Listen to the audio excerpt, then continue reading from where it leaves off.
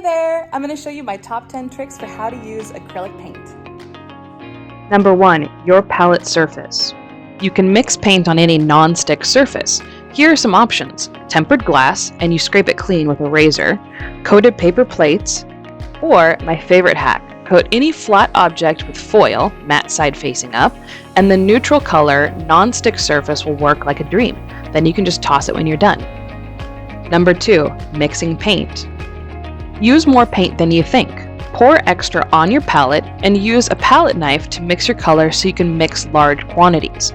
Pull from the edge of your paint piles so you'll always have some pure color to use later. Don't hesitate to scoop up large amounts. You will work more freely and easily if you're not concerned about how much paint you're using, and you'll get better coverage on your surface. Number 3, your brushes. Use synthetic brushes and a variety of shapes and sizes. Always start with the largest brush to fill in your larger shapes, then work your way to a smaller brush only for your final details. Number 4, water. If you get one thing from this guide, make it water. Use it often to make your paint flow. I re-wet my brush almost as often as I pick up my paint. If you're struggling with your paint, you probably need water. Number 5, blending. Blend wet into wet paint.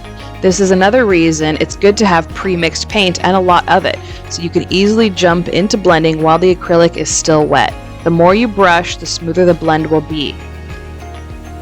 Number 6, learn when to use water or let your paint dry. You can re-wet tacky paint sometimes to keep blending.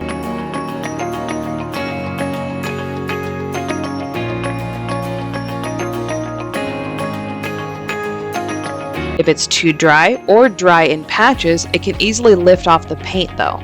So sometimes you need to let it dry, which is why the next point is important. Number 7, paint in layers.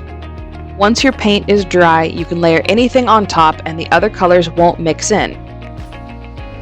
Acrylic dries quickly, so just give it a few minutes or use a blow dryer to speed up the drying process. Then the layers on top can go on easily, and you could even repeat a blending layer for a more vibrant look. 2 layers will always make your color stronger and your blending smoother. Number 8, clean your brushes often. Clean your brushes completely often, and especially when you switch between colors. This will keep your palette colors pure and allow you firm control of your mixtures without any gunk from your previous mixtures muddying it up. Cleaning your brush also gets out old color or too much color, which can affect the size and your control of the brush. Number 9, keep your brushes happy. When you take a break from a brush, leave it in your water so it doesn't dry out. Use paper or fabric towels to keep wiping your brush so your brush and water cup stay clean, thus keeping your mixtures and brushstrokes controlled. Follow the linked video on how to clean brushes for more ideas.